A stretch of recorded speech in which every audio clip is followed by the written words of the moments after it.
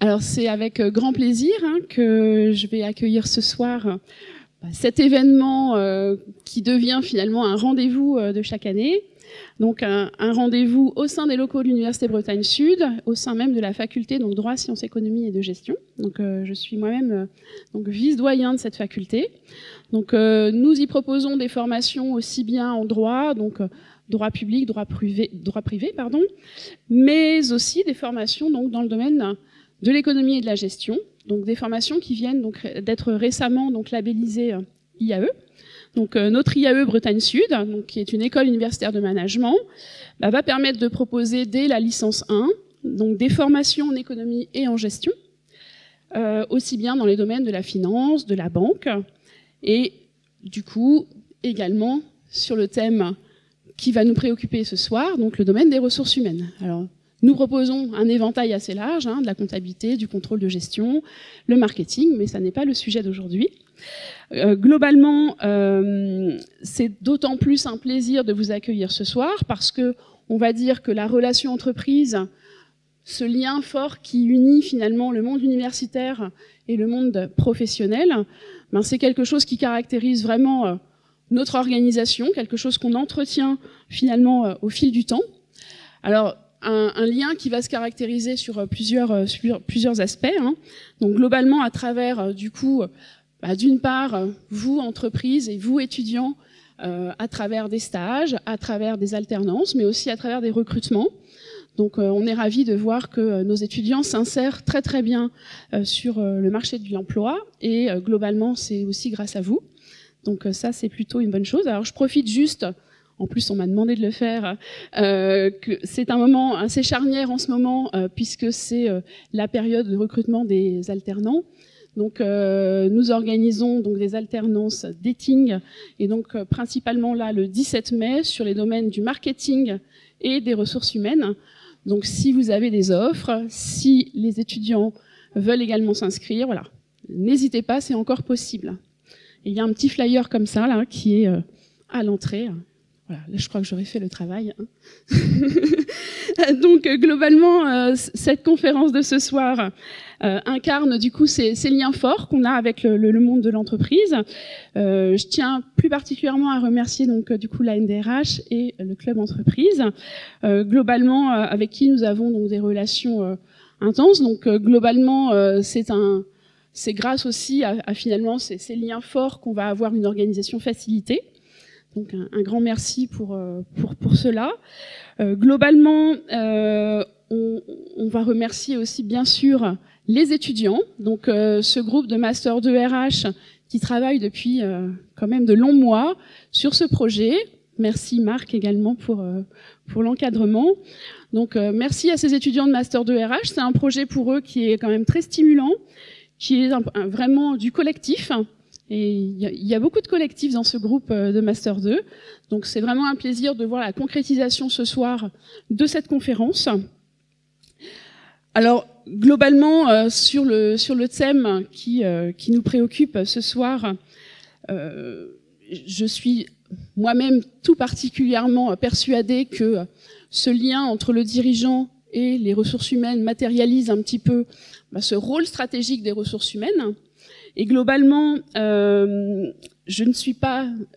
suis la première à dire aux étudiants justement, puisque j'interviens dans cette formation, que pour être justement un interlocuteur crédible en ressources humaines, il faut aussi bien manier les chiffres, faire parler aussi, on va dire, le compte de résultats, etc. Donc pour être un interlocuteur crédible, c'est aussi important d'être à l'aise avec tout ça.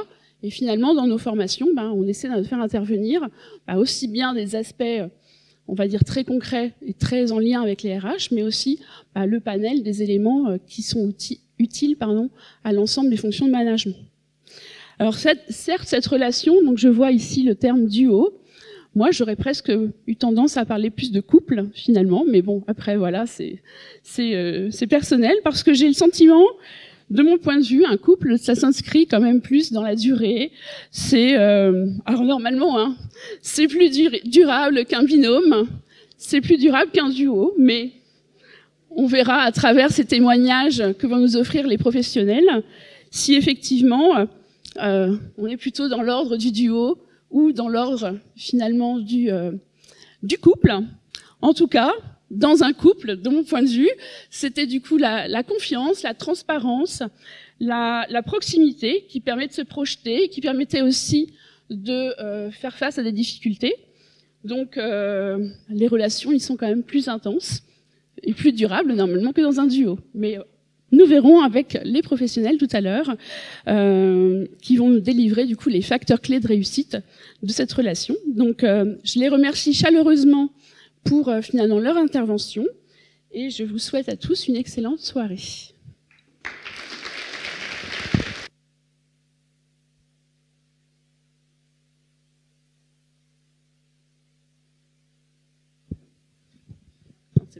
Je laisse la parole, du coup, à la représentante du club entreprise.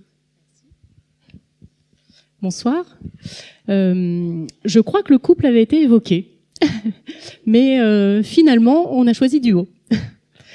C'est toujours un plaisir d'accompagner chaque année les étudiants dans l'élaboration de cette conférence.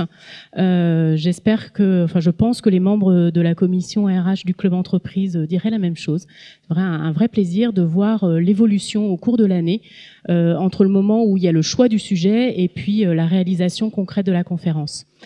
Donc merci à Stéphanie, Olivier, François et Bernard qui font partie de la commission RH du club entreprise. Bien évidemment Marc qui est l'enseignant qui nous accompagne et puis la faculté pour la confiance renouvelée. Chaque année je me dis que ça fait longtemps mais je crois que ça se compte en dizaines maintenant, plus d'une dizaine d'années de partenariat. Donc merci pour ça, pour toutes ces années. Le club, c'est près de 120 adhérents qui ont à cœur de partager, de s'informer et également de participer à la construction du territoire. La RSE, la QVCT, cette conférence ou encore dernièrement les Learning Expeditions pour s'inspirer, pour voir ce qui se passe en dehors de nos frontières mais également sur des bassins similaires aux nôtres, tels La Rochelle l'année dernière, qui viennent alimenter la réflexion et alimenter également ce que le club souhaite, nos dirigeants souhaitent pour le territoire. Et d'ailleurs, dans cette même vision, la nouveauté cette année est la présence à nos côtés de la NDRH, par la présence de Christelle qui va prendre le micro derrière moi. Ça fait sens dans le cadre de ce master qui est quand même dédié aux ressources humaines. D'ailleurs, ce soir, le thème choisi va refléter vraiment ce fort lien qu'il y a entre la direction d'entreprise et puis la fonction RH. Je tourne mon papier. C'était simplement pour dire place aux étudiants. Donc merci aux étudiants et place aux intervenants. Merci également aux intervenants qui ont joué le jeu. C'est pas forcément évident. Donc là, moi, j'ai hâte de vous entendre. Merci et bonne soirée.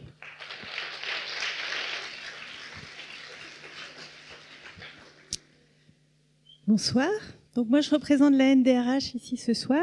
La NDRH, c'est à peu près 60 adhérents sur le Morbihan. Et on a pour objectif de se réunir tous les mois sur des thématiques. La prochaine, le 28 mai, pour parler ProcessCom. Mais ce soir, on est là aussi et surtout parce que la NDRH est partenaire de l'UBS. Et cette année, pour la première fois, on a effectivement eu l'opportunité de prendre partie à ce groupe de travail. Et c'est pas rien. Moi, j'ai eu beaucoup de plaisir à travailler avec vous. Et je mesure le chemin parcouru entre septembre et octobre dernier, quand on se voyait la première fois, et qu'on est tous arrivés en se découvrant avec une page blanche et sans thématique. Et puis ce sujet qui a émergé, et je pense qu'il fait sens pour nous tous dans nos organisations respectives.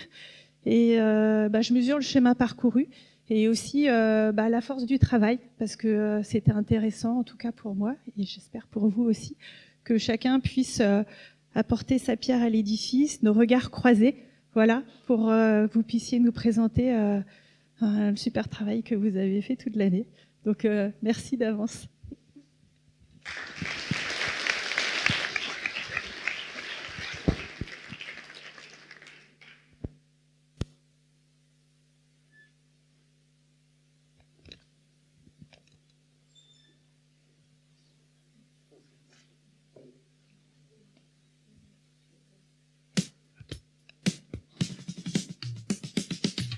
de la confiance, de la complémentarité de la motivation, et de la performance. de la collaboration et de la productivité, Alignement et proactivité. de la communication et de l'innovation, De la cohésion et de l'excellence. de la flexibilité, De la coopération. de la solidarité et de la transparence, De la synergie et de la perspicacité. du partage, De l'agilité. de la reconnaissance, Et de la durabilité. De la valeur et de l'éthique. Stratégique. du dialogue, Du dynamisme. du développement. Mesdames, Messieurs, bonsoir et bienvenue à cette conférence axée sur un aspect essentiel du monde professionnel, le duo formé par les RH et les dirigeants. Voici Carla et je suis Marjorie. Tout au long de cette conférence, nous allons voir en quoi la synergie entre ces deux acteurs essentiels est importante pour la durabilité et l'évolution de l'entreprise. En effet, ces deux acteurs sont souvent amenés à collaborer sur des thèmes communs, dans le but d'équilibrer la vision stratégique de l'entreprise et la gestion des ressources humaines, favorisant ainsi la réussite sur le long terme et la pérennité de l'entreprise. En introduction, nous vous avons proposé une vidéo avec les mots-clés que nous évoque le binôme RH-dirigeant. Tout au long de cette conférence, nous allons solliciter des témoignages de professionnels RH et de dirigeants sur leur vision du binôme, leurs attentes et leurs clés de réussite. L'objet n'est pas pour nous de vous citer une seule vérité sur le bon fonctionnement du duo, mais que vous puissiez repartir avec des clés de réussite. Installez-vous bien confortablement, l'histoire commence. Pour construire cette conférence, nous nous sommes posé quelques questions. Tout d'abord, qu'est-ce qu'un RH recherche chez son dirigeant et qu'est-ce qu'un dirigeant recherche chez son RH? En deuxième question, pourquoi recruter un RH? Est-ce une contrainte ou une opportunité? Enfin, à travers une table ronde, nous inviterons nos intervenants afin qu'ils nous parlent de comment fonctionne leur duo et de quelle position ceux-là adoptent face aux défis qu'ils ont à relever chaque jour. Dès à présent, accueillons Emma, Pierre et Léa qui vont répondre aux questions suivantes. Qu'est-ce qu'un RH attend chez un dirigeant et qu'est-ce qu'un dirigeant attend chez un RH? Fermez les yeux, imaginez que vous êtes sur le point de rencontrer votre futur RH ou votre futur dirigeant et qu'attendez-vous de ces personnes? Donc maintenant, nous allons poser une question. Quelle est votre vision du RH? Et s'il y a des dirigeants dans la salle, qu'ils lèvent la main. Je vais laisser la parole à Pierre et à Emma qui vont se balader dans les rangées pour vous poser la question. Donc les dirigeantes et dirigeantes, je vous en prie, levez la main. On évitera les intervenants qui viennent déjà. On va devoir poser la question. N'ayez pas peur. Allez. Vous avez. C'est moi qui viens à vous. Tenez. Bonsoir à tous. Alors, j'ai pas de RH pour l'instant, puisque je suis une toute petite entreprise. Mais si j'avais un RH, j'aimerais que ce RH me trouve les bonnes ressources, que ces ressources soient au bon endroit et qu'il les fasse monter en compétences pour que mon entreprise devienne très grande. Merci beaucoup pour votre témoignage. Vous êtes de quelle entreprise? Je suis de l'entreprise Duosphère, qui compte 2 personnes. Ah non, 3. On a un alternant cette année. Triosphère bientôt. Et on travaille sur la prise de parole en public. On forme les dirigeants, les managers, les salariés, grâce aux outils du théâtre d'improvisation. Tous les outils qui touchent au théâtre nous permettent de développer nos postures comportementales et relationnelles, et c'est ce qu'on fait en entreprise. Donc j'espère que j'aurai plein de collaborateurs et que j'aurai un jour un RH. Eh bien, on ressent votre activité dans votre prestation. Merci beaucoup. Bonjour à toutes et à tous. Stéphane, membre du club entreprise, dirigeant. J'ai 115 salariés et pour moi, ma RH a commencé lundi, la nouvelle. Après 6 mois de recrutement, de recherche après 6 mois. Donc là, la dernière, j'ai fermé les yeux, comme vous avez dit, et je me suis dit, bon, un mentor, va falloir qu'on trouve. Et donc, je pense que c'est adaptabilité, confiance. Enfin, moi, c'est ces 2 mots-là qui sont importants pour la personne que j'ai reçue lundi matin dans mon bureau. Voilà. Je vous remercie pour ces témoignages. On a pu avoir des témoignages différents de ce qu'on entend, avec des RH récents et d'autres qui n'ont pas encore, mais qui l'espèrent. On vous remercie en tout cas. Merci pour vos interventions. Et maintenant, je vous propose de visionner une petite vidéo de nos dirigeants qui sont dans nos entreprises et qui vont vous partager, eux, leur vision du RH. Investissement, confiance, maîtrise les techniques du métier, les valeurs humaines, à l'écoute, qu'il ait une vision business, l'empathie, l'esprit d'équipe, l'autonomie technique RH, capable d'intégrer l'équipe, le savoir-être, un bon relationnel, une grande humanité, qu'il soit agile, son leadership, la loyauté, l'accompagnement de collaborateurs avec des valeurs humaines, d'accompagnement, d'attention, capable de s'exprimer habilement, une capacité d'écoute importante, d'accompagner individuellement chaque salarié, qu'il étudie les textes de loi, de l'empathie, une capacité d'être ferme, en technique générale, mais aussi juridique, fluidité de la communication.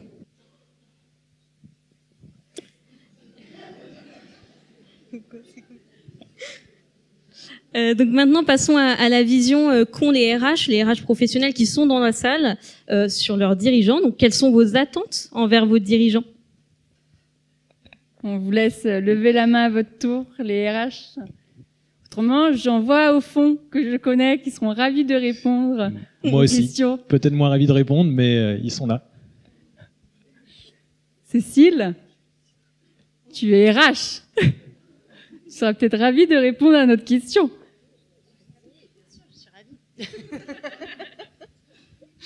Je pense que le terme confiance, il est effectivement très adapté à ce duo, parce qu'effectivement, un RH ne fait rien sans la confiance de son dirigeant et réciproquement.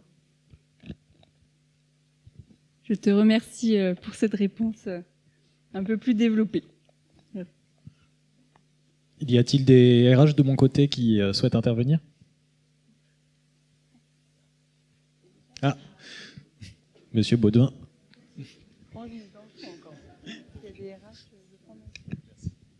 Ouais, pour avoir vécu avec un certain nombre de dirigeants, les meilleures années de ma vie, c'est effectivement quand on a, alors pas formé un couple, mais vraiment quand on a été, comment dire, sur la même longueur d'onde, sur le même alignement, et aussi quand le dirigeant m'a donné beaucoup d'autonomie. Voilà, quand il m'a fait confiance, voilà, quand il m'a laissé agir, tout en sachant que quand j'agissais, il aurait fait comme moi. Voilà. Et j'aurais presque dit l'inverse, c'est que quand lui il agissait, j'aurais fait comme lui. Voilà. Donc je peux vous dire, je pourrais vous en citer quelques-uns. Robin est à côté de moi, il sait notamment de qui je parle. Mais oui, il y en a des dirigeants. Et c'est, si vous voulez être heureux dans les RH, trouvez le bon dirigeant.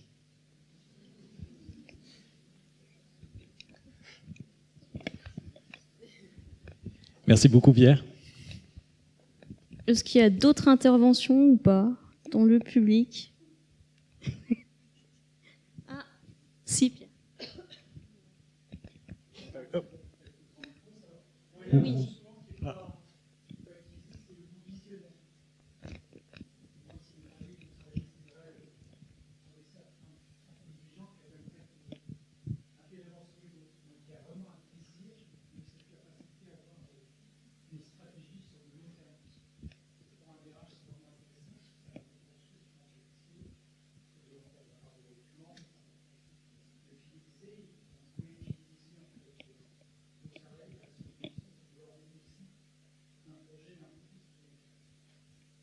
Oui, ce qui aide à la vision stratégique finalement de l'entreprise, je pense. Merci de ces interventions. Maintenant, je vous propose la deuxième vidéo, du coup, de nos RH en entreprise. Quel est leur point de vue sur cette question? De donner de la vision stratégique, capacité à prendre des décisions, leadership, confiance, de l'empathie, capacité à prendre des décisions, partage de valeurs. en capacité d'écouter ses proches collaborateurs. Il soit facile d'accès. Écoute. De la reconnaissance envers ses équipes. Vision commune dans la gestion du personnel. Être à l'écoute. Quelqu'un qui ait du leadership. Disponibilité. Comprendre et accompagner tous les enjeux de son entreprise. Donc dans le cadre de la préparation de notre conférence, nous avons également réalisé une enquête pour analyser les attentes, les compétences comportementales et professionnelles recherchées chez un RH, mais aussi chez un dirigeant. Donc on a remis des questionnaires, notamment à nos partenaires, le club entreprise et l'ANDRH, et à nos entreprises respectives. D'ailleurs, nous les remercions d'avoir répondu à ces questionnaires, et on a pu analyser quelques réponses. Donc, ça nous a permis d'analyser des compétences retrouvées, donc des compétences comportementales et professionnelles chez le RH. Au niveau professionnel, ce qui a été dit, c'est plutôt sur la gestion de la paix, donc des compétences sur la gestion de la paix et sur le côté droit du travail, donc des compétences sur le juridique. Et puis, à côté, on a aussi retrouvé la vision globale et la vision prospective sur l'entreprise. Sur le plan comportemental, ce qui est ressorti, c'est l'écoute, la confiance et puis la transparence. À côté, sur les deux questionnaires, on a deux valeurs clés qui sont ressorties. C'est du coup ce que je disais juste avant, confiance et transparence. Et au niveau du dirigeant, ce qui est sorti sur le questionnaire, c'est la conduite, savoir conduire un projet. Je vais y arriver. Donc savoir avoir cette compétence-là. Finalement, moi, je vais revenir un peu sur le recrutement d'un RH, parce que le recrutement d'un RH, c'est une décision stratégique qui est que a le dirigeant finalement.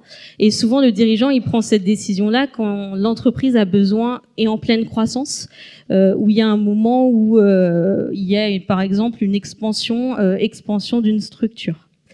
Donc le RH va permettre finalement d'augmenter cette croissance.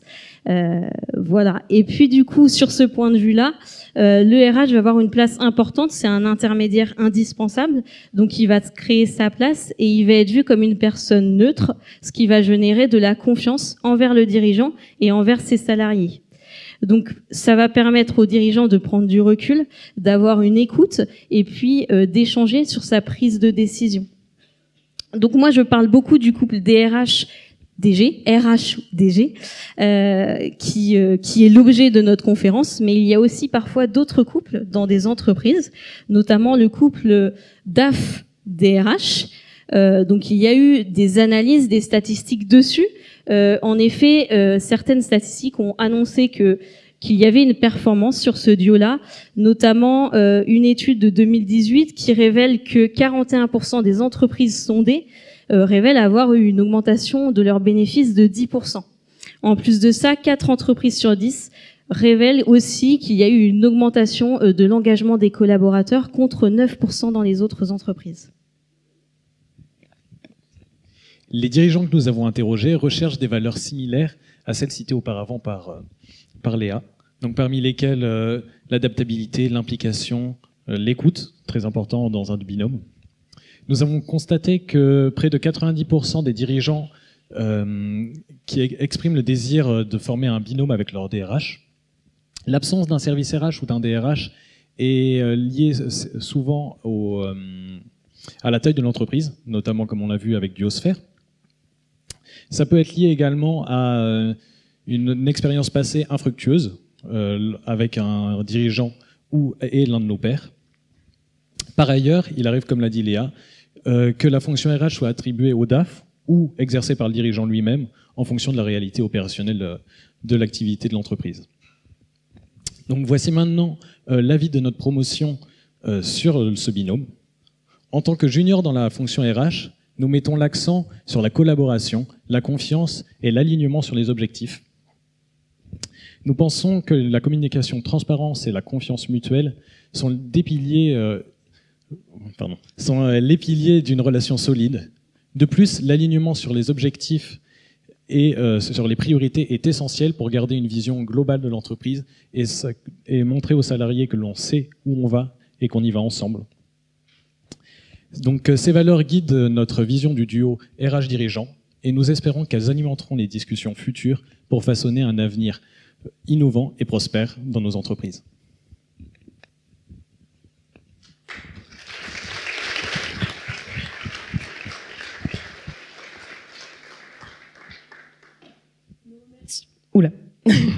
Nous remercions Léa, Emma et Pierre pour cette intervention, ainsi que nos entreprises accueillantes et surtout vous pour votre participation. Maintenant que les attentes du duo sont bien définies, qu'est-ce qui vous pousse à recruter un RH au final?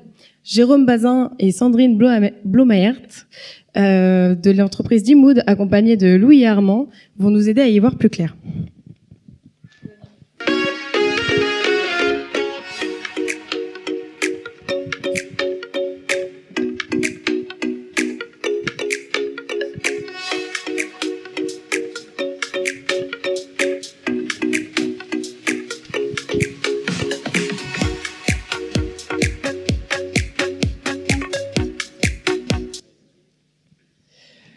Bonjour Sandrine, bonjour Jérôme. Merci d'avoir répondu à notre invitation et d'être présent avec nous ce soir. Je le rappelle, Jérôme, vous êtes président du groupe Dimood et Sandrine, vous êtes DRH en charge des conditions de travail et de la RSE. Pour commencer, peut-être un petit mot sur votre entreprise, Jérôme. Oui, bonsoir à toutes et tous et merci pour cette invitation et bravo pour le professionnalisme de cette introduction. Donc le groupe Dimood, en fait, nous sommes une entreprise qui est à 300 mètres d'ici, le siège est à 300 mètres d'ici, donc une ESN, une entreprise de services numériques, donc ce point est important parce qu'on va en parler, l'enjeu RH est évidemment très très fort chez nous, donc ça veut dire qu'on installe des systèmes d'information, on les maintient pour nos clients qui sont des grosses PME à des grosses ETI majoritairement, et nous sommes présents, nous sommes à environ 330, c'est ça Sandrine à peu près, et présents en France, au Portugal et à l'île Maurice depuis peu. Très bien, merci pour cette introduction.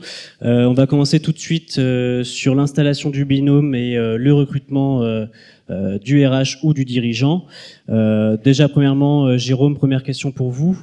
On a cru comprendre que vous avez pris la décision de scinder la fonction DAF et RH. Qu'est-ce qui a motivé cette décision finalement ? Je pense que ça a été un petit peu évoqué là dans vos retours de sondages et d'études, ça correspond à des stades de maturité, de taille d'entreprise. À l'époque, on avait effectivement un peu naturellement, la fonction DAF avait pris en charge la fonction RH, et ça peut correspondre à des stades et des maturités, en tout cas d'organisation ou de taille d'entreprise, c'était notre cas, mais très vite ça a dérivé. Alors pourquoi ? D'abord, on est sur un enjeu métier, je vous apprends rien, donc 75% de nos coûts sont des coûts RH, hein, d'accord, métier de service, vous en doutez un peu. Donc c'est un enjeu très très important dans notre capacité à produire. On est en plus sur des profils de recrutement qui sont plutôt Bac+5 jusqu'à doctorant, donc des enjeux aussi de complexité, d'attractivité très forts. Donc évidemment, ça a été le premier constat, c'est qu'à un moment donné, il fallait se professionnaliser. Le deuxième, c'est que, et c'est dans ce que je viens de dire aussi, quelque part, c'est que la compétence RH est une compétence très structurante. Dans notre secteur d'activité, il y a une expression qui revient assez régulièrement, on dit « employee first, customer second », c'est-à-dire qu'on ne peut pas traiter les clients, le fameux client roi, hein, c'est par opposition au client qui est roi, on ne peut pas traiter bien nos clients si on n'a pas des salariés qui sont au top des compétences, parfaitement organisés et à l'aise, confortables dans leur poste. Donc cet enjeu de professionnalisation des RH, si c'était à refaire, on aurait dû commencer plus tôt en fait. C'est ça la leçon un peu qu'on retient déjà, je ne suis pas à la conclusion mais pas loin. Mais en tout cas, pourquoi on a séparé ça, c'est que c'est une erreur en fait. Enfin je le reconnais, c'est une erreur qu'on a faite à l'époque de vouloir mutualiser les deux. Mais c'est une erreur qu'on fait tous, qu'on a tous plus ou moins faite. Hein. Voilà. Très bien, merci. Alors là, directement, qu'est-ce qui a pu vous attirer dans le profil de Sandrine ? Plein de choses. Alors, je ne vais pas parler du couple duo, on y reviendra, binôme, on y reviendra après. Plein de choses, elle a plein de qualités, vous allez voir. Mais en fait, non, ce qui nous intéressait, je l'ai dit, on devait monter en gamme en termes de compétences RH, donc on a recherché quelqu'un dont le métier, la formation était la direction RH. Et avec, évidemment, on regarde après, évidemment, quand vous êtes DRH, vous avez aussi des spécialités. C'est-à-dire que le fait d'avoir approché nos secteurs, donc là, métier de service, c'est très important. Mais elle avait aussi une expérience de l'industrie. Or, on a beaucoup de clients industriels, c'est pas inintéressant pour qu'elles comprennent les enjeux qu'on a aussi avec nos clients, parce que nous, on recrute des gens qui vont être passionnés aussi, non seulement par la technologie, mais par aussi le métier de nos clients. Donc, vous voyez le lien. Donc, il y a ça, ces compétences, l'expérience. On cherchait quelqu'un d'expérimenté. Et voilà, c'est ce que j'ai complètement évoqué avant. Monter en gamme, expérience sur des tailles similaires d'entreprise. Et c'est pour ça qu'on a recruté Sandrine. Donc après c'est des rencontres. Je ne vais pas vous faire du Ed Warber, mais enfin, vous voyez ce que je veux dire. D'accord.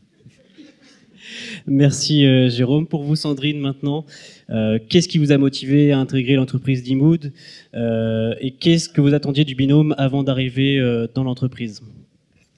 Alors, bonjour à tous et à toutes. Qu'est-ce qui m'a motivé à rejoindre le groupe d'Imood? Plusieurs raisons. Déjà, la bonne réputation du groupe. Je pense que ça a influencé quand même ma décision. Donc, plus globalement, le fait d'intégrer un groupe en croissance, à dimension internationale, avec une vraie vision, une vision très claire de ce vers où il veut aller. Donc, c'était un peu nouveau pour moi, parce que j'ai eu quelques expériences passées et j'ai travaillé dans un groupe international, mais dont la croissance était en berne. Et puis ensuite, dans une PME à dimension nationale, mais dont la vision s'est étiolée au fil des ans. Donc j'avais vraiment besoin de retrouver en fait un cadre plus motivant. Et puis le groupe d'Imood bénéficie d'un climat social qui est très sain, très serein, des instances représentatives du personnel qui sont ultra constructive. Donc ça aussi, c'était un challenge pour moi et ça me faisait du bien en fait quand on a travaillé dans l'industrie agroalimentaire et je crois qu'il y en a dans la salle. Donc voilà, c'est toujours des challenges un petit peu compliqués. Donc revenir sur un terrain un petit peu plus serein. Et puis pour ce qui concerne le poste, forcément, puisque ce que me proposait Jérôme, c'était un poste qui allait au-delà des seuls RH, qui est mon domaine de prédilection et mon cœur de métier, mais aussi de pouvoir mettre en pratique tout ce que j'avais pu faire précédemment, notamment sur la RSE, et puis les conditions de travail, l'environnement de travail. Voilà, que je trouve que les trois thématiques sont pour moi très complémentaires. Donc voilà, il n'en fallait pas plus pour avoir très envie de rejoindre le groupe d'Imood.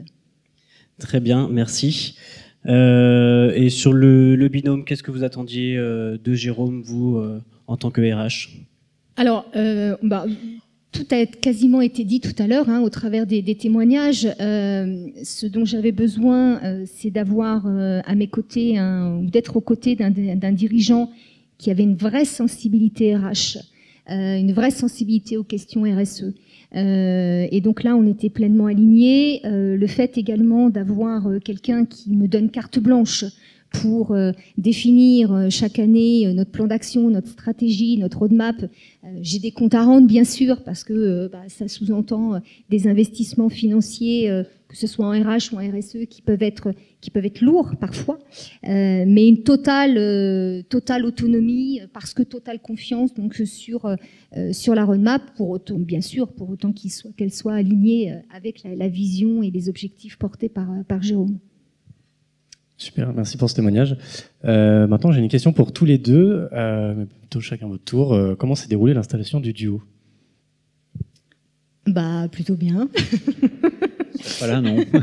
Non, ça s'est fait à mon sens très rapidement. Alors moi, je venais pas du tout de l'écosystème IT, donc ça a été un peu déroutant au départ, parce que c'est un monde que je ne connaissais pas, donc les technologies, les métiers spécifiques, tout ce qui a été expliqué par Jérôme tout à l'heure. Et Jérôme a été très patient, en tout cas, m'a bien accompagné pendant toute la phase d'onboarding pour me permettre justement d'appréhender à la fois l'organisation, mais les spécificités métiers qui m'ont permis de rentrer assez vite dans le sujet et de pouvoir mettre en pratique les premières actions pour répondre à nos enjeux du moment, qui sont toujours nos enjeux actuels d'ailleurs, pour ce qui concerne donc le recrutement et la fidélisation des collaborateurs, son corollaire. Donc on se voyait très régulièrement, on se voit toujours très régulièrement, des points de situation, des points d'avancement.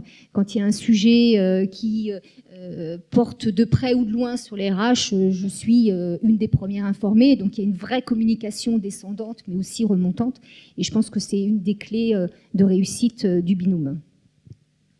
Et vous, Jérôme? Oui, donc c'est gentil de dire que je suis patient, ça me le dit pas souvent, c'est rare. Du coup, non, l'enjeu, alors déjà, oui, il y a besoin de fonctionner en binôme, alors c'est important. Nous, dans notre organisation, on a trois piliers finalement. On a la partie RH, donc qui est, vous l'avez compris, un très gros pilier. On a les opérations et en gros, on a la direction financière, voilà. Et la direction commerciale et la direction financière, donc 4. Mais enfin, en tout cas, la direction RH, opération et commerciale, c'est un peu ce qui va donner le pouls, le reste étant va suivre.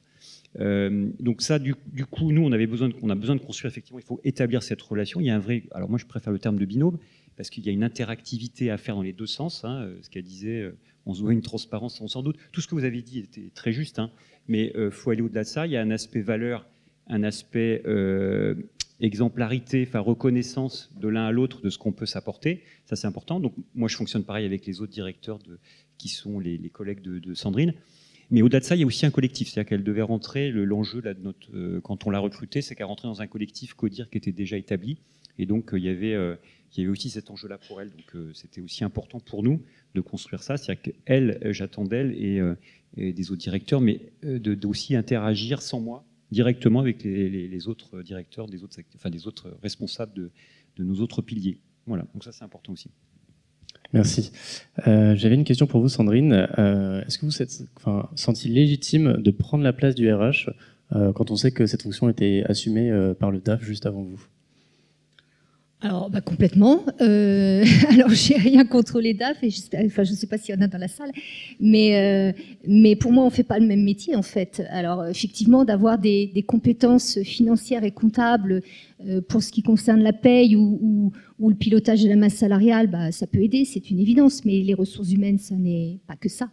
C'est la marque employeur, c'est la capacité à attirer, à appâter les nouveaux talents en déployant une proposition de valeur qui soit différenciante, c'est faire en sorte de mettre en place des conditions de travail, un environnement de travail qui permettent aux collaborateurs de s'épanouir, de leur proposer des parcours professionnels pour qu'ils puissent se projeter à très long terme dans l'entreprise. Donc à aucun moment, en tout cas, je n'ai pas souvenir de m'être sentie en illégitimité ou pas à ma place par rapport à la personne donc, qui occupait le poste de DAF précédemment. J'ajoute un point quand même, il faut être conscient là où on a quand même vécu une mutation importante sur le changement de rapport de force entre employeur et employé. Ce n'est pas un détail. Donc je pense que, je l'ai dit, on a fait une erreur avant de vouloir essayer de mixer, mais parce que ça s'est fait un peu comme ça naturellement, en disant tiens, toi tu t'occupes des RH, enfin c'était à peu près ça.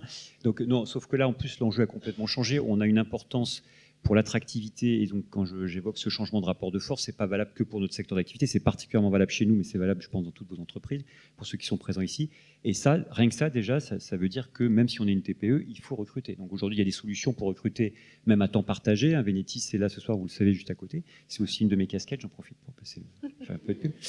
Désolé, mais non, mais c'est important. Ce que je veux dire par là, c'est que d'ailleurs, nous, notre première fonction RH, on l'a passée par Vénétis, et beaucoup d'entreprises dans la région font ça. En tout cas, il faut trouver une solution, que ce soit le temps partagé ou autre, pour arriver à professionnaliser cette fonction.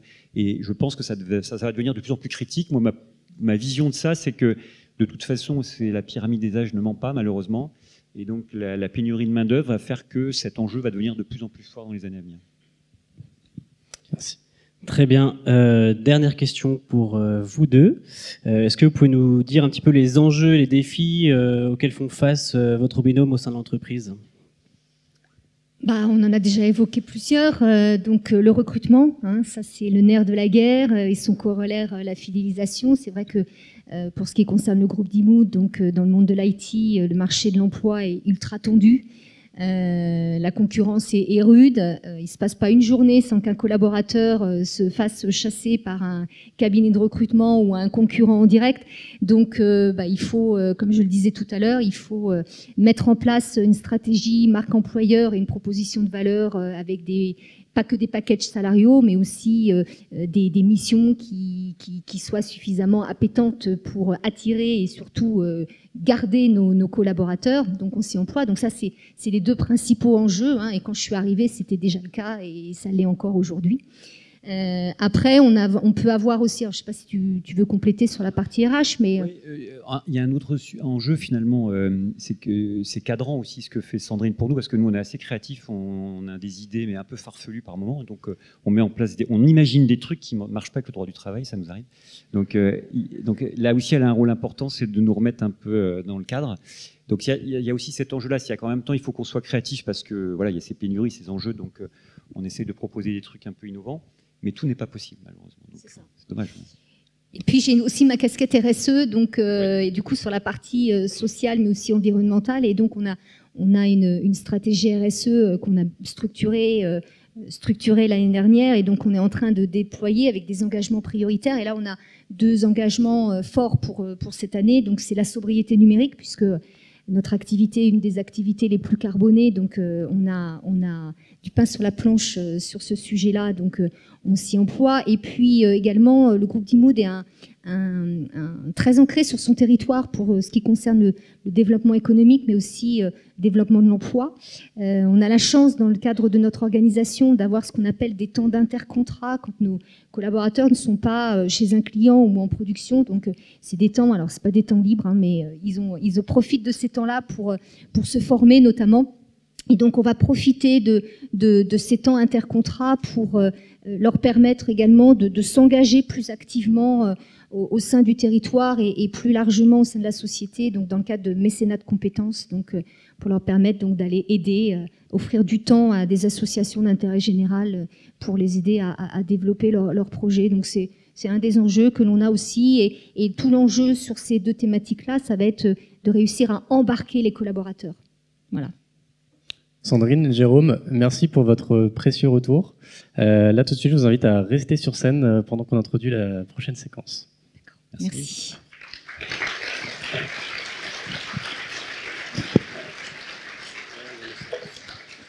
Encore un grand merci à Jérôme et Sandrine pour leur participation. On comprend du coup que pour l'entreprise d'Imood, le recrutement d'une RH a été une réelle opportunité pour développer l'aspect humain de l'entreprise et travailler sur des sujets tels que l'amélioration des conditions de travail ou encore la RSE. Rappelez-vous, vos attentes sur le binôme sont définies, votre RH est désormais recruté, mais comment le duo fonctionne-t-il ? Pour répondre à cette question, on vous propose une table ronde qui sera animée par Emma Leformal et Juliette Mucchielli. Donc je vous demande de les accueillir.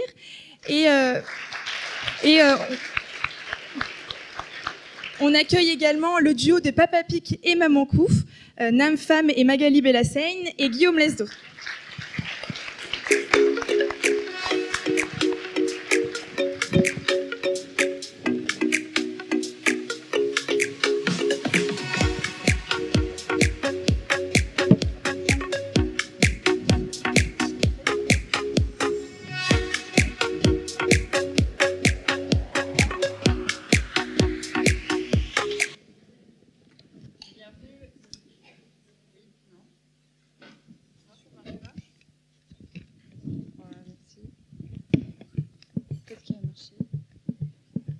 Bienvenue à toutes et à tous. Je vous remercie d'être présents autour de cette table ronde.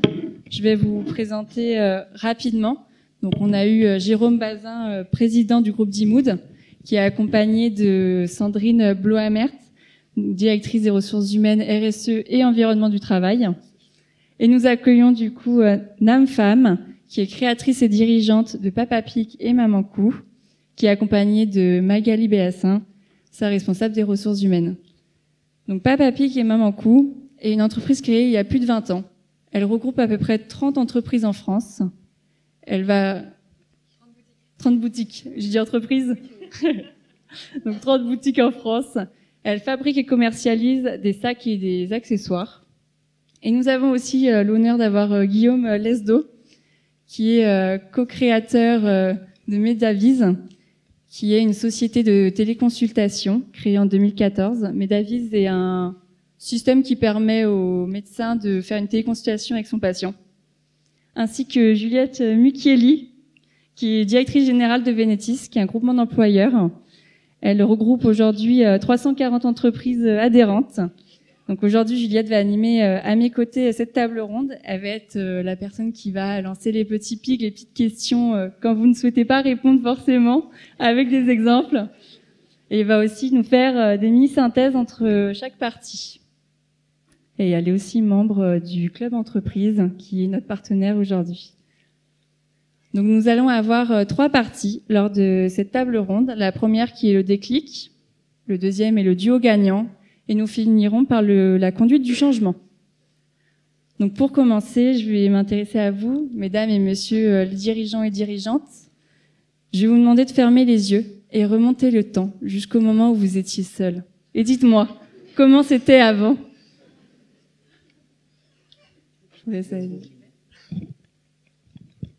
Bonjour à tous. Effectivement, j'avais pas vu l'entreprise moi grandir en fait, puisque je l'ai créée et puis on était 2, 3, 5 et puis finalement il y avait pratiquement 30 salariés et j'avais effectivement tout le monde en direct, mais sans vraiment me rendre compte à ce moment-là de ce que c'était les RH. Enfin, je m'en suis rendu compte après finalement que il y avait des tensions. Enfin, personne vraiment osait me dire les choses. Finalement, ça semblait se passer bien, mais c'était pas forcément le cas.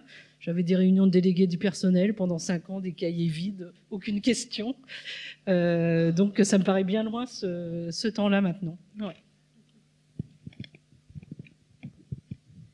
Alors moi, j'ai fermé les yeux, mais en fait, il faut que je remonte un tout petit peu en arrière.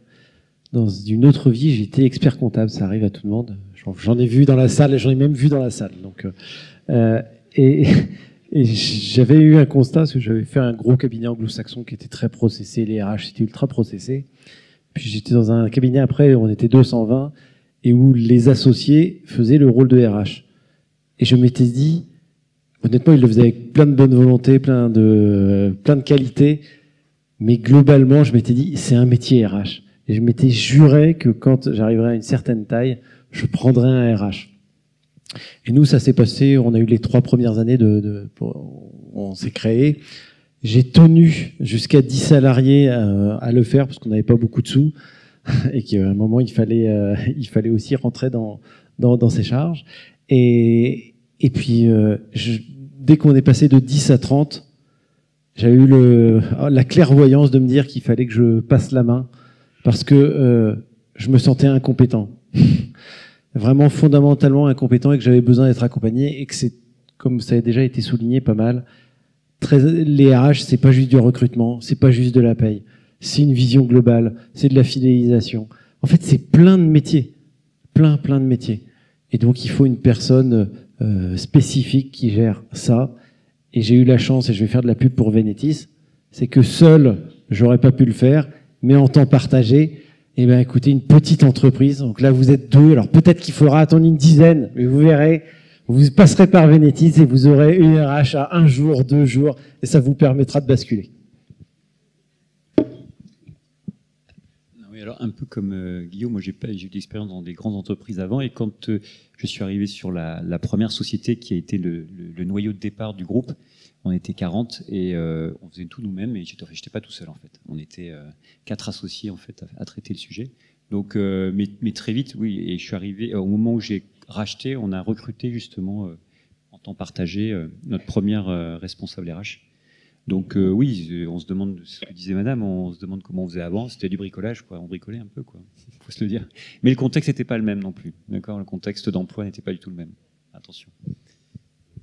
Et quel a été ce déclic pour recruter un RH? À quel moment ça a été? Quel jour? Qu'est-ce qui a fait que vous êtes dit il me faut un RH aujourd'hui? Je finis, donc non, mais c'était le bordel, quoi. Tout simplement. Donc on s'est dit à un moment donné, il faut arrêter, quoi. Ouais, pareil, le passage de 10 à 30. Moi, c'est venu dans le cadre en fait d'un plan de développement durable. J'ai fait un diagnostic RSE avec un cabinet de consultants, en intégrant 4 personnes de l'entreprise et en posant un peu tous les enjeux, et donc pas seulement environnementaux, mais du coup, quand on est arrivé dans la case gouvernance, il a mis en évidence qu'il y avait quand même pas mal de manques, et du coup, suite à ça, du coup, il y a eu la décision d'embaucher effectivement au départ une RH à mi-temps au départ, et puis de structurer l'entreprise, de créer un organigramme, de créer des missions, des postes, des pôles. Voilà. C'est venu de là au départ. Durant votre parcours professionnel, vous avez pu collaborer avec plusieurs duos. Est-ce que ça a fonctionné directement? Qu'est-ce qui a fait ce moment? Alors déjà, mon duo est pas là, donc ça doit être pénible pour elle. J'ai déjà oublié la question. Vous pouvez répéter la question? Votre binôme a-t-il fonctionné immédiatement? Alors, en l'occurrence, oui, mais je pense que c'est aussi ma manière d'être et de la sienne. Moi, j'ai une confiance préalable dans les gens. Donc, assez rapidement, je me souviens, en l'occurrence, c'était Vénétis m'avait présenté 3 candidats, et puis 3 âges différents, 25, 40, genre, et 55. Enfin, il y avait 3 profils ultra différents. Et je me suis dit, on est une jeune entreprise. Moi, j'aime bien la jeunesse. Je me suis dit, on va lui donner les clés du camion. Et donc, assez rapidement, ouais, c'est parti. Et puis, je donne facilement ma confiance, mais comme j'ai eu des feedbacks très réguliers, très réguliers, très bons, et je voyais qu'en interne, ça passait très bien. Elle corrigeait tous les défauts qu'on avait, donc franchement, c'était top. Je ne sais plus la question. C'était votre binôme a-t-il fonctionné immédiatement? Ah oui, donc d'abord, il y avait eu une autre personne effectivement qui est restée pendant à peu près 1 an. Donc on a commencé à initier le changement dont je parlais. Et donc, en fait, justement, d'amener ce changement, comme je disais, les tensions, elles étaient un peu cachées. Et là, tout a émergé, en fait. Donc, c'était une période très difficile parce que peu de crise. Effectivement, peut-être les recrutements à l'époque, c'était plus des amis, des choses comme ça. Il n'y avait pas forcément toujours les bonnes personnes au bon endroit. Et puis finalement, créer un organigramme, ça veut dire créer des responsabilités, des personnes qui allaient manager. Et puis en fait, ça ne le faisait pas du tout pour beaucoup. Et donc, la personne qui est restée 1 an, du coup, elle est partie dans d'autres directions. Et c'est là qu'il a fallu embaucher quelqu'un. Et c'est vrai que du coup, j'ai rencontré Magali et c'est comme c'était la crise et que je la sentais tellement idéaliste. Au début, je lui ai dit non. Je lui ai dit non, je crois qu'elle est trop idéaliste, elle va pas y arriver, elle va être trop déçue parce que c'était une période vraiment difficile. Et puis, finalement, on a commencé et puis ça se passe super bien depuis. En fait, la difficulté, peut-être, c'est aussi de nous d'être capables de bien définir l'ambition que l'on a, l'attente que l'on a par rapport à la fonction, parce que si l'entreprise évolue, change de métier ou grossit tout simplement, ça peut changer les paramètres. Donc, moi, j'ai pas de mauvaise expérience en tête. Après, nous, ça a bien fonctionné, mais parce que aussi, ça faisait partie des critères de recrutement et pour elle aussi, de choix de type d'entreprise. Donc, je pense que c'est ça aussi. Il y a aussi un enjeu de qualité du recrutement. Il faut se dire, pour recruter un bon RH, il faut faire un bon recrutement. Donc, il y a un gros enjeu. Il faut se faire aider, je pense, c'est important aussi. Il ne faut pas hésiter. Alors justement, tu me coupes un peu l'herbe sous le pied parce que je voulais vous demander si vous aviez eu quand même une mauvaise expérience, que c'est super, on a l'impression que c'est un peu le monde des bisounours à Vaudio. Et donc, je me demandais si vous aviez pas, alors peut-être par le passé, peut-être dans des binômes que vous avez vu fonctionner dans vos précédentes expériences, mais est-ce que vous avez vu aussi des choses qui du coup généraient des tensions et pouvaient justement au contraire être délétères? Est-ce que vous avez des exemples en tête à nous partager? Mais oui, c'est arrivé. C'est arrivé parce que la raison, elle est autant de la responsabilité du dirigeant, donc en l'occurrence moi, c'est-à-dire de peut-être pas avoir assez défini l'attente, d'être assez précis sur l'attente. Je pense qu'on en revient à ça. Et après, si on réalise un recrutement dans les règles de l'art, c'est-à-dire sur le savoir-être, le savoir-faire, et que toutes les cases sont cochées, il n'y a pas de raison que ça marche pas. Par contre, si on n'a pas été nous très précis sur nos attentes et sur l'enjeu, sur l'évolution, sur ce qu'on attend aussi de la DRH ou du DRH, là, par contre, on peut aller à l'échec. Et nous, c'est ce qui nous est arrivé dans le premier recrutement. Au bout de quelques années, pas tout de suite, mais voilà, il y a eu un étiolement là-dessus. Moi, dans mon ancienne vie professionnelle, je faisais pas mal j'intervenais quand même pas mal dans des groupes. Et quand parfois le dirigeant était très orienté finance, rentabilité, ça pouvait être assez compliqué pour le DRH. Quand ils n'étaient pas alignés, en tout cas, sur l'objectif commun. Je pense que j'avais un petit peu parlé justement des tensions qu'il y avait au moment où Magali est arrivée, et puis de la nécessité effectivement de structurer et puis de m'aider à définir effectivement ce qu'on cherchait finalement. Et pour vous, Magali, Sandrine, quel a été votre déclic de devenir un bras droit d'un dirigeant? Alors, j'ai personnellement, mon souhait n'était pas forcément de devenir un bras droit. Voilà, ça se construit au fil du temps. Il y a une notion de confiance, ça a été dit, et ça, c'est le maître mot. Voilà, et ça s'est fait d'ailleurs très naturellement entre Jérôme et moi. Mais Jérôme a autant de bras droits qu'il a de membres au CODIR. Donc chacun a sa place et en fonction de sa responsabilité. C'est ça, mais ce qui fonctionne bien, c'est qu'en fait, les rôles sont bien définis, et c'est ça qui est important aussi, c'est que Jérôme, en tant que dirigeant, il a la vision à 360, il porte les orientations business, et moi, je suis là pour porter plus le cadre légal, on l'a dit tout à l'heure, mais aussi d'être peut-être celle qui va faciliter en fait le passage à l'action entre les visions et les objectifs et comment on doit mettre en place et déployer pour que ça soit concret à la fois pour les collaborateurs et forcément avec l'impact que ça a sur le développement de nos activités. Donc c'est aussi d'être à l'écoute des collaborateurs, à l'écoute des managers, à l'écoute de toutes les parties prenantes, direction, mais aussi dirigeants, et ça doit aller dans les deux sens. Je ne sais pas si j'ai répondu à la question, parce que du coup, en répondant, j'ai oublié aussi la question première. Je ne sais plus.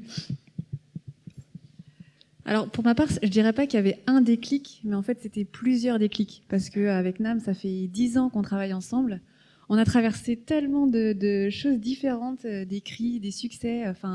Et en fait, à chaque étape, ça a créé un déclic. La confiance se construit au fur et à mesure du temps.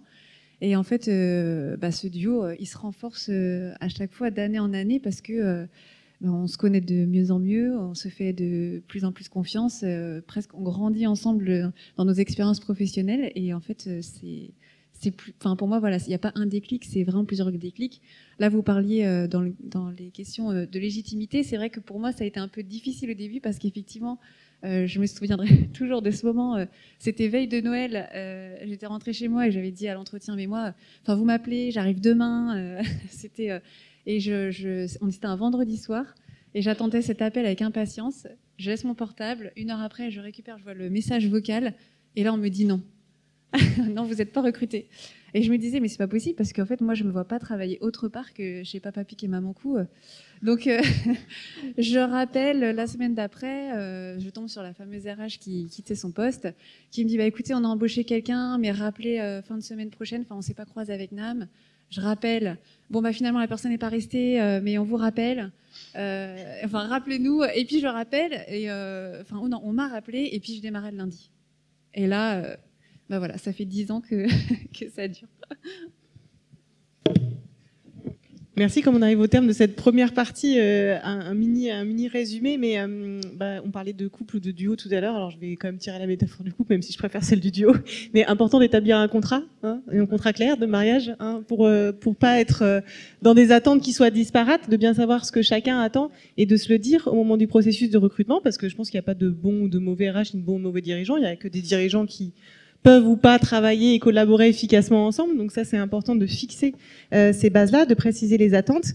Et puis, finalement, en guise de mini-conclusion, je vais reposer une question, mais très rapide. Si c'était à refaire, je parle aux 3 dirigeants ici présents, à partir de combien, s'il n'y avait pas de contraintes de moyens, de finances, etc., à partir de combien vous auriez recruté idéalement, rétrospectivement, votre RH en termes de nombre de salariés ? Je sais pas, je dirais peut-être 10 maintenant. C'est vrai que je sais plus à l'époque, j'ai dit 30 tout à l'heure, c'était quelque chose comme ça, ouais. Ok.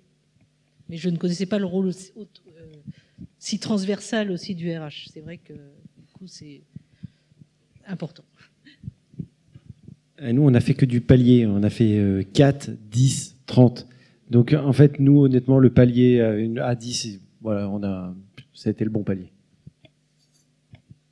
Je vais être très original. Je dirais 10 aussi, mais je suis même plus sûr. Je pense que même à 2 ou 3, maintenant, ça vaut le coup. Ça dépend de ce qu'on fait. C'est-à-dire que non, mais ça veut dire que c'est peut-être une demi-journée de RH, mais c'est nécessaire de mettre un cadre RH, même sur une toute petite structure. Voilà. Comment est-ce qu'on peut tenir une demi-journée de RH ? On va pas le redire. Nous avons pu du coup finir cette partie 1 sur le déclic. On va passer sur le duo gagnant. Donc pour cette première partie, nous allons pouvoir écouter le témoignage. Donc on a pu échanger avec une professionnelle qui a récemment vécu une expérience significative. Elle a rejoint une entreprise qui était en création de postes, en ressources humaines. Et je vous laisse vous plonger dans son histoire. Vas-tu ? Ça va et toi ? Bah ouais, ça va. Écoute, j'ai appris que c'était un peu compliqué pour toi en ce moment, surtout au boulot. Du coup, je venais prendre des nouvelles. Bah justement, j'ai changé d'entreprise récemment parce que ça ne se passait pas bien. Changer d'entreprise, ok, je savais pas. Est-ce que tu veux m'en dire plus ? Bah écoute, j'ai accédé il y a quelques mois à un poste d'assistante RH. C'était une création de poste et je trouvais que c'était un challenge intéressant. Mais sauf qu'avant mon arrivée, toute la gestion RH, elle était réalisée par la directrice générale de l'entreprise. Et elle a eu du mal du coup à déléguer des missions et donc je me suis retrouvée un petit peu toute seule sans mission. Ok, bah du coup j'imagine que ça s'est pas amélioré par la suite si t'es parti. Effectivement, même si j'ai pu avoir de l'autonomie sur certaines missions RH, mes attentes et celles de la direction n'étaient pas du tout les mêmes. D'un point de vue de la direction, c'est surtout au niveau financier, tandis que moi je souhaitais davantage intégrer l'humain dans nos décisions RH. Et je trouvais ça surtout justifié parce qu'on avait un grand nombre de démissions et un mal-être exprimé par nos collaborateurs. Ok, bah, tu vois maintenant que cette expérience est derrière toi, peut-être que tu sais ce qui a compliqué la situation, ça t'a peut-être permis de prendre un peu de recul là maintenant. Oui, je pense que pour moi c'est vraiment le manque de temps de la direction qui a impacté nos échanges. Les informations RH, ils ne passaient pas par moi, elles étaient directement transmises aux collaborateurs et par exemple j'ai appris de nombreuses fois les informations qu'on aurait dû passer côté RH au préalable par les collaborateurs directement. Ok, ouais, là, ce que tu me dis, c'est vrai que tu avais l'air un peu isolé. Tu pouvais quand même échanger avec quelqu'un là dans ton entreprise ? Oui, j'ai pu m'appuyer sur ma collègue comptable, elle partageait le même bureau que moi et du coup elle disposait de beaucoup d'informations confidentielles. Ok, et du coup est-ce que t'as tenté d'apaiser un peu la situation, ou discuter avec ta DG avant de démissionner, ou est-ce que t'as préféré partir comme ça ? J'ai tenté, mais aucune action n'a pu être mise en place. On a pris le temps d'échanger avec la dirigeante et on s'est mis d'accord sur une décision d'arrêter la collaboration. J'ai tout de même quand même proposé quelques axes d'amélioration, mais ils n'ont pas été entendus, donc on a arrêté. Ok, ouais, j'imagine que ça n'a pas été facile. Moi, je me souviens que t'avais pas l'air bien vraiment à ce moment-là. Est-ce que du coup, tu dirais que cette situation elle a eu un impact sur ta santé, que ce soit physique ou mentale ? Ça a généré beaucoup de stress à mon niveau, mais il a fallu une certaine prise de recul pour comprendre que la situation n'était pas si dramatique et qu'il fallait quand même que je me préserve. Ok, et là sur ta vie professionnelle, tu penses que ça a eu un impact ?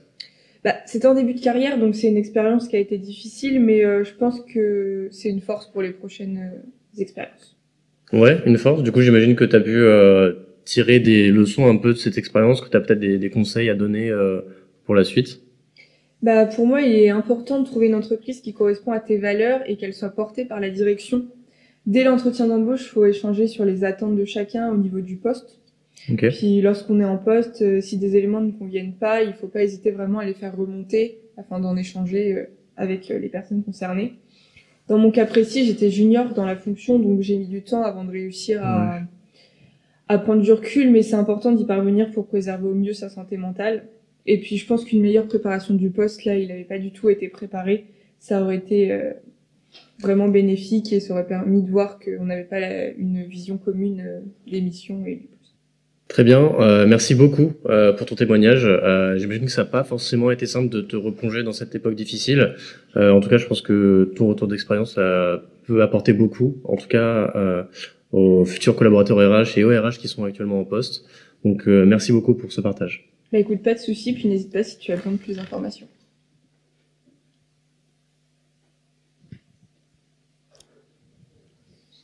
Nous remercions la personne de nous avoir partagé son expérience.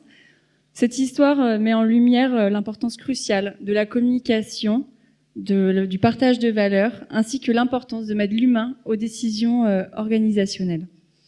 Suite à ce témoignage, avez-vous également rencontré des difficultés à former un duo ?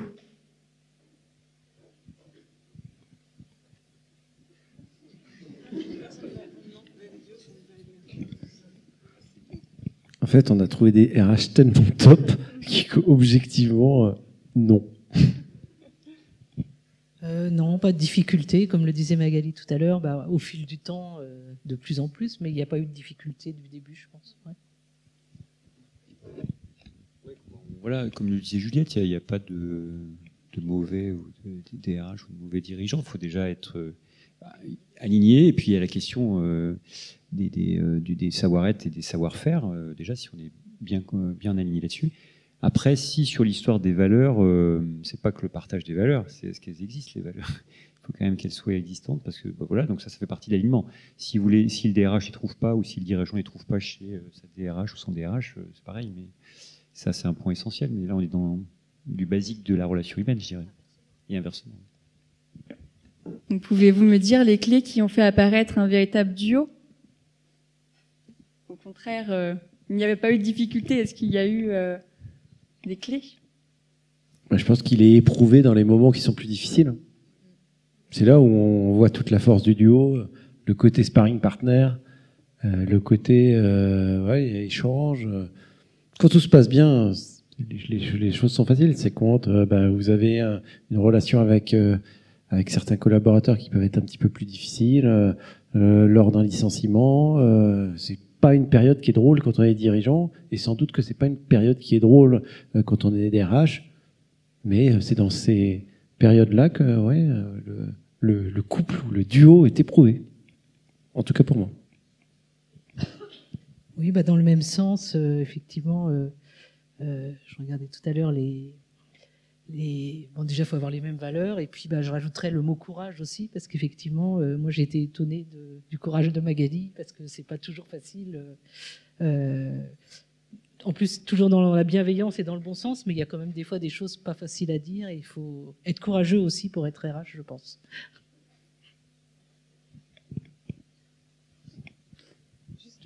Dans la façon que vous avez de vous faire du feedback au sein du duo, parce que finalement, quand on parle de communication, on parle aussi de la manière dont chacun, vous allez remonter les informations, y compris quand ça se passe pas très bien ou vous avez un truc à vous dire. Comment vous faites chacun votre feedback en quelques mots? Comment vous y prenez? Quand c'est dans le duo, hein, c'est pas... Oui, c'est ça, on a des temps dédiés, et ça c'est important. Il ne faut pas attendre, il ne faut pas que ça somatise les sujets, c'est-à-dire qu'il faut les traiter assez vite, et en même temps avec le bon degré d'intensité. Il ne s'agit pas non plus... Là aussi, c'est l'importance, je pense, de tous les duos ou les couples, comme on les appelle comme on veut, c'est la capacité d'avoir la bonne réaction avec l'intensité normale face à l'événement. Donc il faut garder un peu de calme, il faut être courageux, comme disait Madame aussi par moment. Donc tout ça, c'est de l'émotion, c'est de la gestion d'émotion, et on est sur des sujets qui peuvent être humainement difficiles, comme le disait Guillaume tout à l'heure, des situations complexes avec certains salariés ou l'entreprise, qui a aussi des situations complexes quelquefois. Donc je pense qu'il n'y a pas de méthode miracle, il y en a une, c'est de se parler franc et direct, et la transparence qui avait été évoquée dans votre introduction est évidemment importante. Je vais plagier mon directeur commercial, et de l'émotion naît l'engagement. C'est ça. Je pense qu'il faut être assez organisé, il faut avoir des points sanctuaires. Nous, on a sanctuarisé un point sur nos agendas. Voilà, on a une demi-heure systématiquement, on redescend toutes les semaines. Ça peut durer 10 minutes. S'il y a besoin, on fait un peu plus. Je pense que ça, c'est important de sanctuariser une place. Puis pour ceux qui me connaissent, ils savent que j'aime beaucoup passer de temps au café. Et donc, on sait très bien quand est-ce que c'est le moment pour me parler ou pour échanger, ou moi aussi assez facilement. J'aime bien quand j'arrive tôt ou un petit peu plus tard. Les gens, ils savent qu'ils peuvent me trouver de manière privilégiée.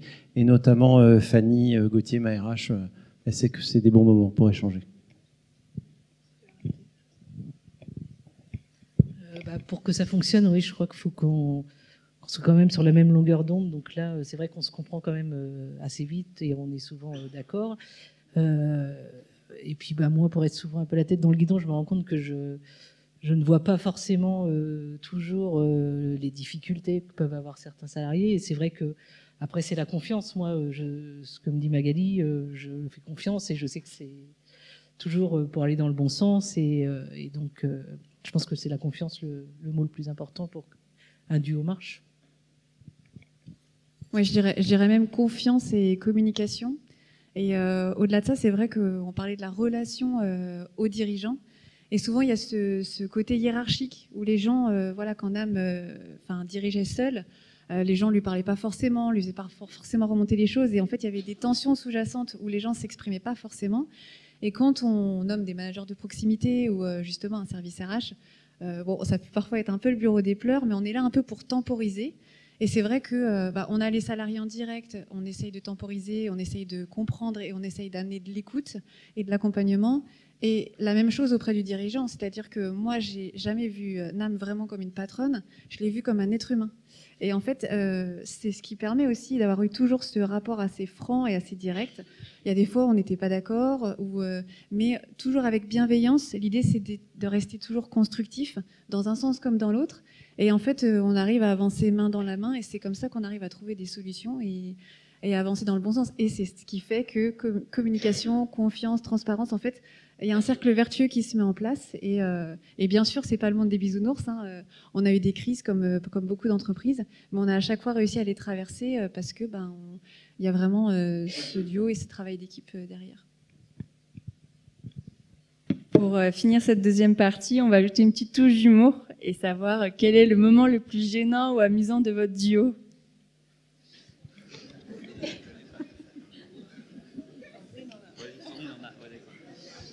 Alors, c'est extra professionnel en plus. Ouais, mais c'était un petit moment de gêne, surtout pour moi, parce que j'ai vraiment sorti de ma zone de confort. On a l'habitude avec le CODIR de faire une fois par an un séminaire. Et donc, quand mon dirigeant m'a dit, voilà, tu vas descendre... Au départ, il voulait que je descende une piste noire. Donc, une piste noire avec des skis de rando. Donc, ouais, il y a eu un petit moment c'est plus un moment d'inconfort pour moi que de gêne. Mais voilà, c'est la petite anecdote. Et ça faisait combien de temps que tu étais arrivée? Ça faisait 3 semaines. C'est ça.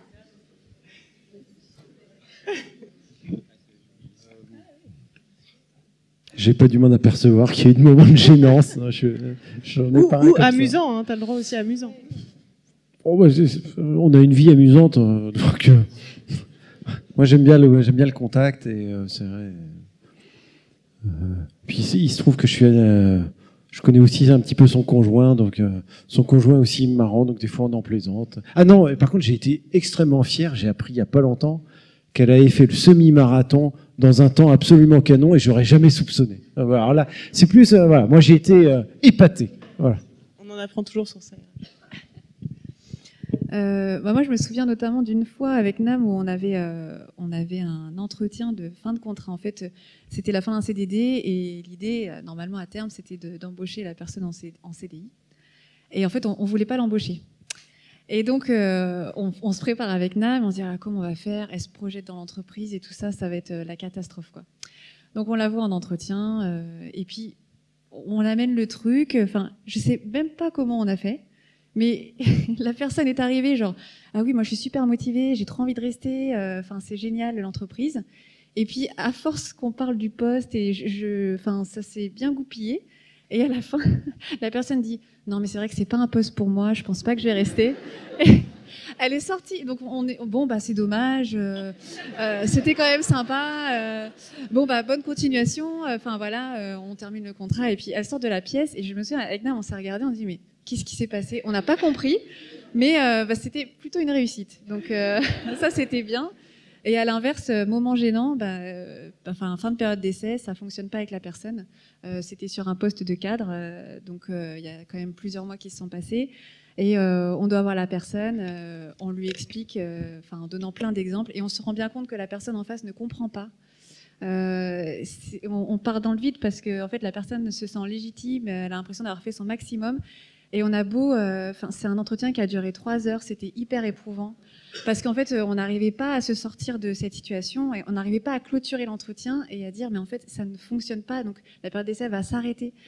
Et on a fini par, ça a fini par se clôturer quand même à un moment donné, parce que on a mis un arrêt à cet entretien, disons voilà, on espère que tu trouveras ailleurs, bonne continuation, et ça s'arrête. Et je sais qu'on avait été boire un verre et on était vraiment épuisé. Ça nous avait vidé. Mais tout ça, voilà, ça participe toujours à créer du lien et c'est pas toujours facile. Des fois, c'est des situations un peu loufoques où je sais que dans les entretiens de recrutement, moi qui viens de ce domaine-là, quand je suis arrivée chez PPMC, j'étais assez direct dans mes questions, et quand ça va pas ou quand ça convient pas, je soulève les freins tout de suite. Non, mais pas du tout dans cette dynamique-là, plutôt à arrondir les angles. Et c'est vrai que je l'ai vu plusieurs fois me regarder, elle n'a pas dit ça. Mais finalement, c'était plutôt bien, puisqu'au niveau des recrutements, on a quand même de belles équipes et donc on a appris l'une de l'autre en fait à chaque fois.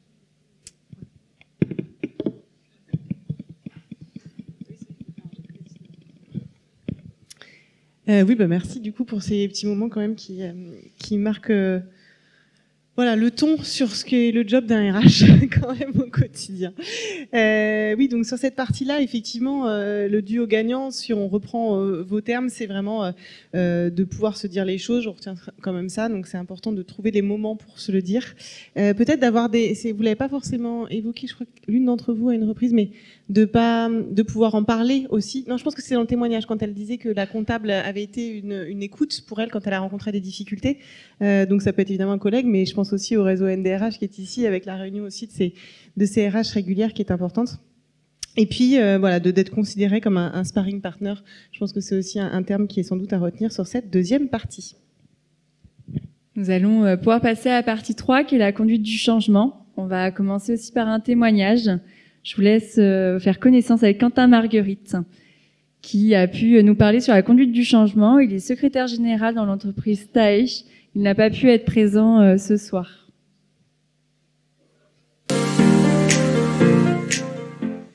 Bonjour Quentin. On se rencontre aujourd'hui dans le cadre de la conférence RH. Tu es aujourd'hui secrétaire général chez Taech Outdoor et en charge de la partie RH de l'entreprise. Est-ce que tu peux nous présenter rapidement l'activité de l'entreprise, s'il te plaît? Oui, alors Taech Outdoors France, anciennement connu sous le nom de Big Sport, on est présent depuis plus de 50 ans sur le territoire de Vannes. On fabrique du coup des articles de sport nautique, donc ici à Vannes, dans notre usine qui est juste derrière. On vend dans plus de 85 pays dans le monde et on a du coup des filiales qui sont basées aux États-Unis, en Australie et également dans le sud de la France à côté de Cognac, qui fabrique notamment des pagaies. Donc on a un des gros acteurs mondiaux du sport nautique. Ok. Donc il y a pas si longtemps, il y a eu un rachat qui a été effectué. Est-ce que tu peux nous parler un petit peu des raisons voilà, du changement qu'il y a eu entre Big Sport et Taech Outdoor? Oui, c'est assez simple, c'est que le groupe BIC à un moment donné a voulu se recentrer sur ses activités principales, qui étaient notamment le briquet et les stylos. Donc ils ont vendu la partie sport nautique. Donc ça a été racheté par un des acteurs Taech Outdoors, qui est basé plutôt du côté du nord de l'Europe, en Estonie, et plutôt sur la fabrication de kayaks. Donc à ce moment-là, du coup, ils ont vu l'opportunité en nous rachetant de pouvoir se diversifier. Donc c'est tout naturellement qu'ils ont du coup pu aller vers le rachat de notre entreprise. Donc c'était en 2019. Ok. Est-ce qu'il y a eu certaines problématiques qui sont ressorties lors de cette situation?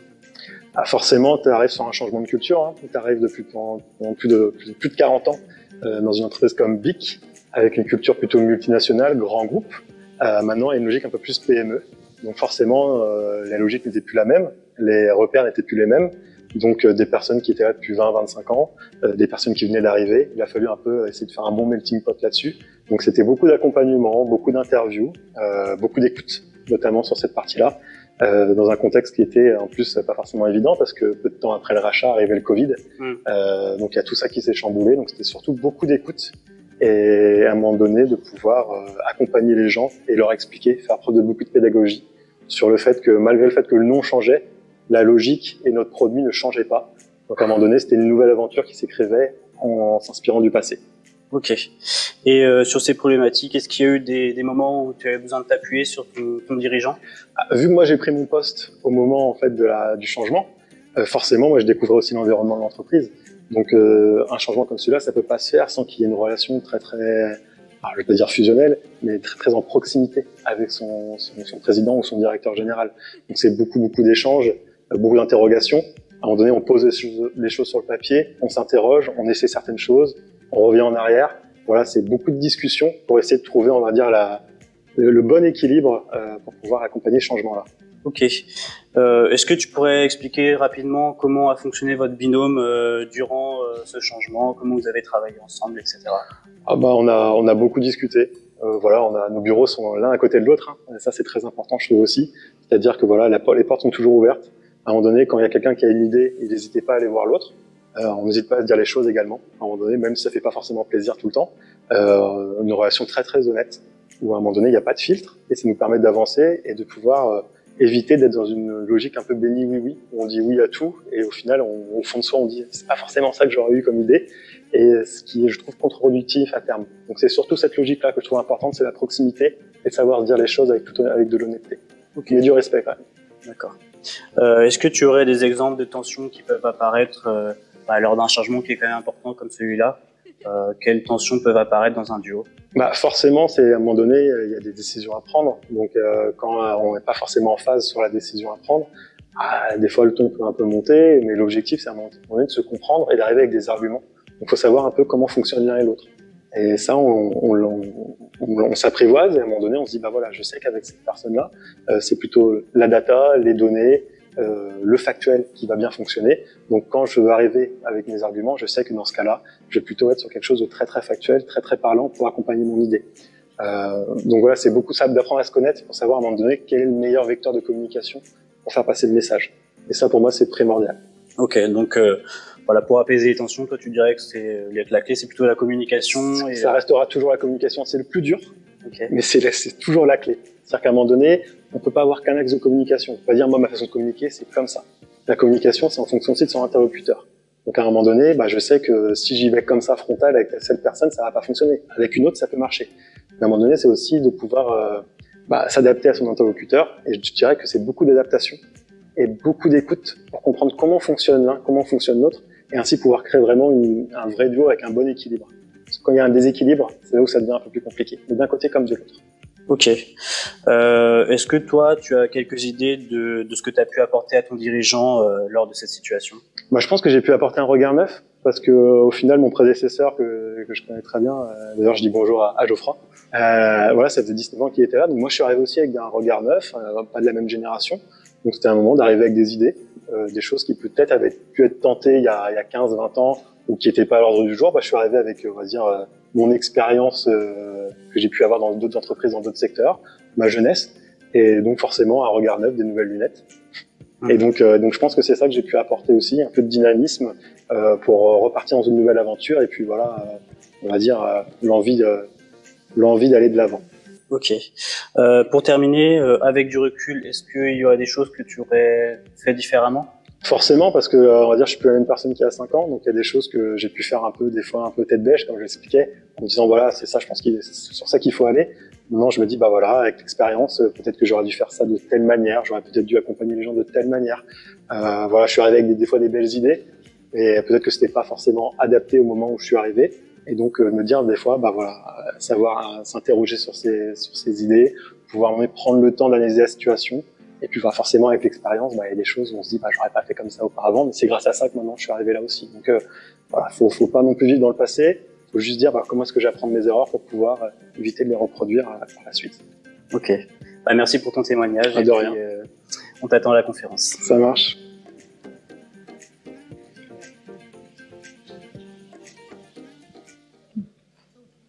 Oui. Nous remercions Quentin qui a pu nous partager ses expériences, nous montrer sa vision et son duo lors du changement de son entreprise.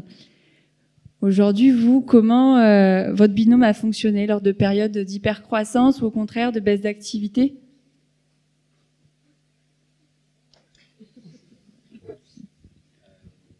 En fait, notre vie, c'est d'établir quand même des plans, c'est d'avoir une stratégie, d'avoir une vision et d'établir des plans. Donc, on n'improvise pas ça le matin même, d'accord. Donc, du coup, c'est quand même sur un temps assez long. Ça se prépare de préparation, donc il y a une grosse phase en amont de préparation. Ça aussi, ça permet de construire plein d'événements parce qu'il y a des décisions à prendre, des renoncements, des choix à faire. Donc, ça permet de construire ce lien de confiance parce que, comme ça a été très bien décrit, il ne se décrète pas automatiquement, donc il faut le construire avec le temps. Donc voilà, c'est un mode opératoire assez classique.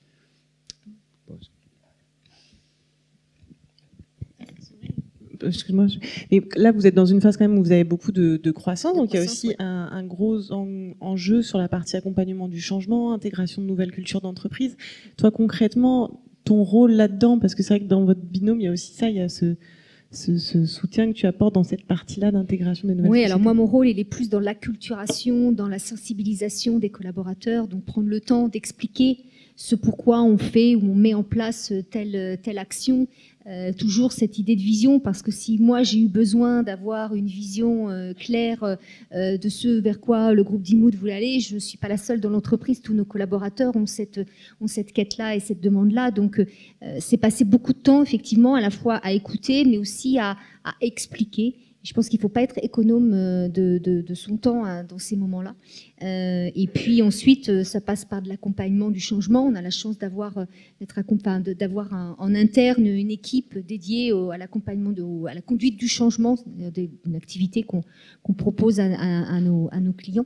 Donc voilà, c'est des choses qui sont assez induites en fait, qui sont intrinsèques dans notre activité, mais ouais, c'est ça, c'est de l'acculturation, de la sensibilisation, c'est hyper important.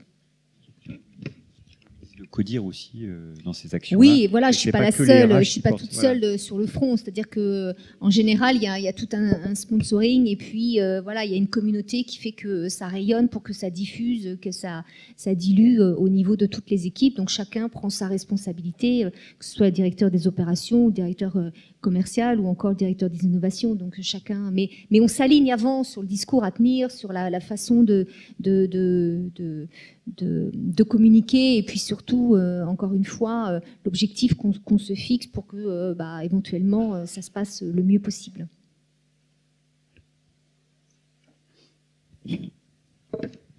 Le changement, je trouve, là, ces dernières années, justement, c'était quand même un petit peu plus dur de tout planifier et surtout avec le Covid arrivant, on a dû prendre des décisions des fois très rapides et c'était justement pas toujours évident d'emmener les salariés. Et donc là, c'est vrai que notre duo a été super important parce que moi, je suis assez impulsive quand même. J'aime d'ailleurs le changement. Je crois que j'ai du mal dans l'immobilisme. Et des fois, j'avance un peu sans trop regarder autour de moi. Et c'est vrai que Magali m'a toujours invité à communiquer, m'a alerté sur les inquiétudes qu'il pouvait y avoir aussi des salariés dans ces moments-là où j'avançais un peu trop vite.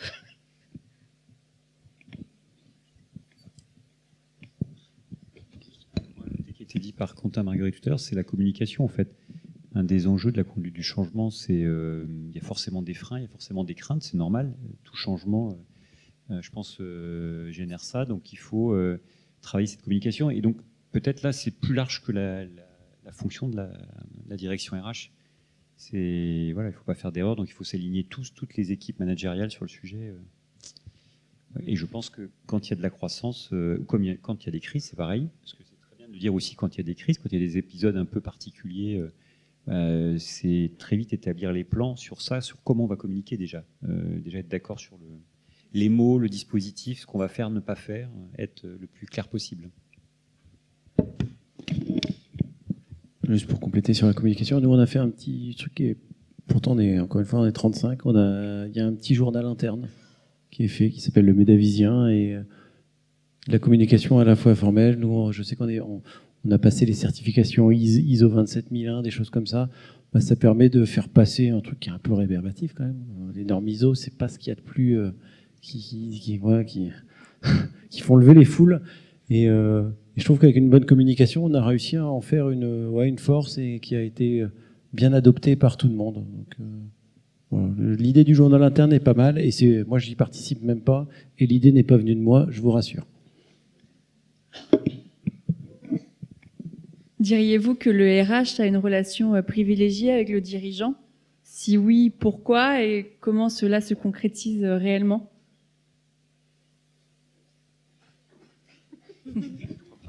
Ouais.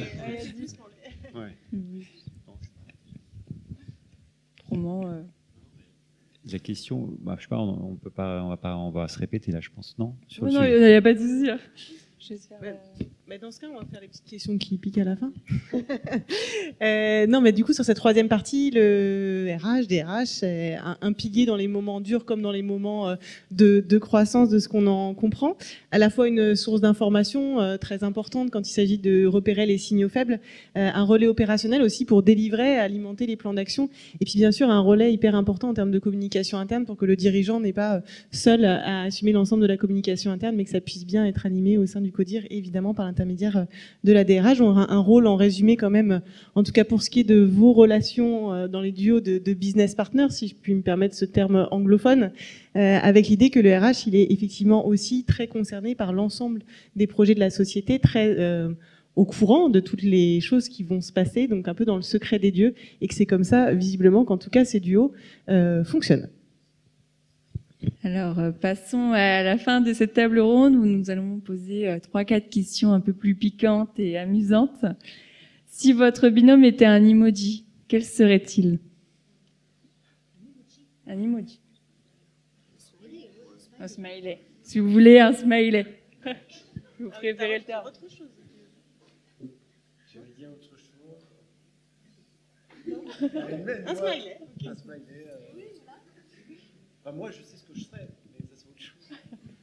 J'ai plein de bras, je pars un peu dans tous les sens. J'ai une vieille RH aussi qui canalise pas mal. Moi, je dirais l'emoji avec les deux mains ouvertes comme ça et qui sourit parce qu'on est souvent dans l'accueil avec Nam des crises ou des succès. Mais on accueille ça et on traverse tout ça ensemble. Ce que vous ne pouvez plus entendre, un mot, une phrase, quand on vous parle des RH.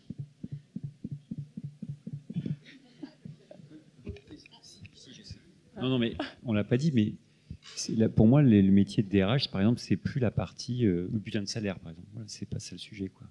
C'est une opération comme une opération comptable. Voilà.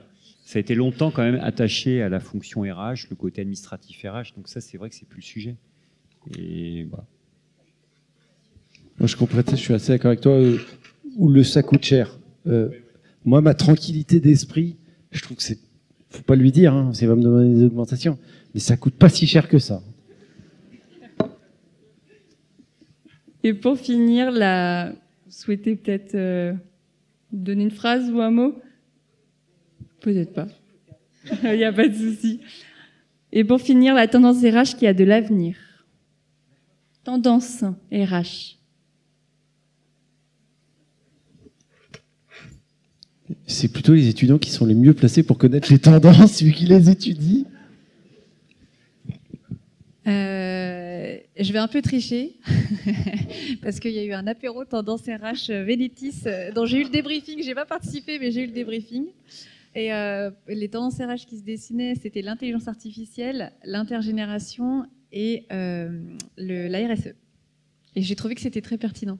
J'étais un peu déçue de ne pas pouvoir y participer. Oui. Ouais, j'allais dire RSE, l'enjeu impact, performance impact en fait, qui est plus juste que RSE, qui est un acronyme où on peut mettre tout dessous.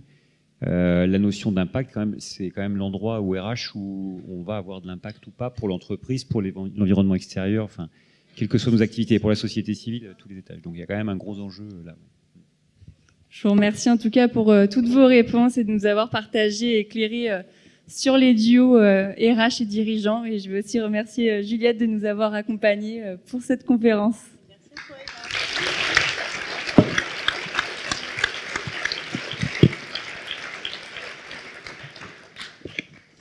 Donc cette conférence touche à sa fin. On espère que vous repartez avec une vision élargie du binôme RH dirigeant, avec des conseils et peut-être l'envie de former The Duo. On aimerait maintenant vous challenger sur un autre sujet.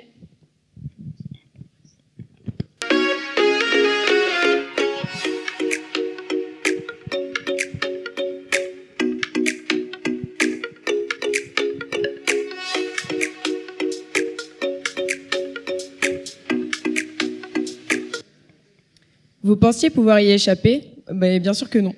L'intelligence artificielle, vous la connaissez sans doute grâce à ChatGPT. Sans doute parce que c'est un nouvel outil dans votre entreprise ou sans doute parce que votre petit Lucas l'utilise pour faire ses devoirs. Cette intelligence artificielle promet de changer de transformer la relation entre le RH et le dirigeant en créant des environnements de travail plus performants et collaboratifs et sans doute aussi plus créatifs. Par exemple, celle-ci permet d'automatiser le recrutement initial avec les petits chatbots qu'on connaît bien sur les sites de recrutement, ou en formation, grâce à l'analyse des performances de ses employés. Selon McKinsey, d'ici 2035, 80% des métiers verront au moins 10% de leurs tâches transformées par l'IA. Du coup, on est en droit de se poser la question, dans le futur, l'IA va-t-elle impacter la relation RH-dirigeant ? Avant de pouvoir discuter de ça autour d'un verre, je vous propose de remercier la 17e promo de Master RH, ainsi que notre responsable de projet, l'enseignant-chercheur Marc Dumas, que j'invite tous à venir nous rejoindre sur scène. Je tiens à remercier aussi l'UBS pour le prêt de ses locaux. Et également de remercier les commanditaires, le Club Entreprise et la NDRH qui nous ont permis de réaliser cette conférence. Et aussi de vous remercier, vous, qui êtes venus ce soir pour nous voir. Merci à tous.